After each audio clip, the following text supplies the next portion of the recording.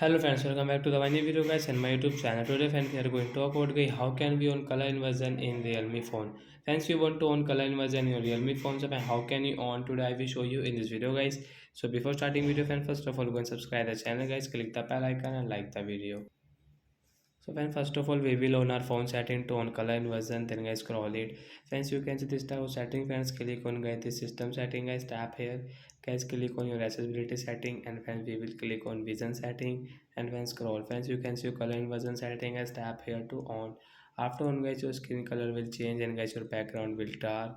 So like that guys you can on your color inversion and when you can use it. So like that guys you can on your color inversion setting and you can use in your Realme phone device guys. So guys your skin color and guys your photo will everything will change in your phone. So like that guys we can on color inversion setting and guys we can use it in Realme phone device. So that's it guys, thanks for watching the video, bye bye friends.